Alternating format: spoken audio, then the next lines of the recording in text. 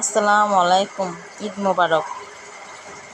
সবাইকে জানালাম ঈদ মোবারক। এখানে দেখছেন বাটা মশলা, আমি বাটা মশলা দিয়ে আজকে খিচুড়ি রান্না করব। যেই মশলাগুলো আমি বেটে নিয়েছি এই মশলা দিয়ে আপনারা রোস্ট, বিরিয়ানি সব কিছু রান্না করতে পারবেন। আপনারা চাইলে এই মশলা দিয়ে রান্না করে দেখতে পারেন। আমার ভিডিও যদি ভালো লাগে আপনারা বেশি বেশি লাইক, কমেন্ট, শেয়ার করবেন। কমেন্ট করে জানাবেন আমার এই ভিডিওটা কেমন লাগলো। এখানে আমি মশলাগুলো ভালোভাবে কষিয়ে নিয়েছি। এখন চালগুলো দিয়ে দিচ্ছি। চালটি ভালোভাবে ভেজে নেব। আপনারা চাইলে এভাবে রান্না করে দেখতে পারেন।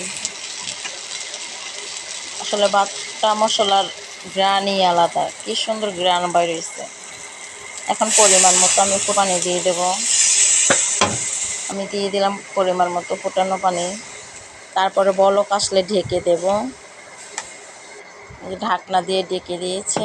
এখন আমার খিচুড়ি রান্না করা শেষ। এখন আমি ঘি দিয়ে নামিয়ে ফেলবো। দেখেন আমি ঘি দিয়ে দিচ্ছি। আমার রান্নায়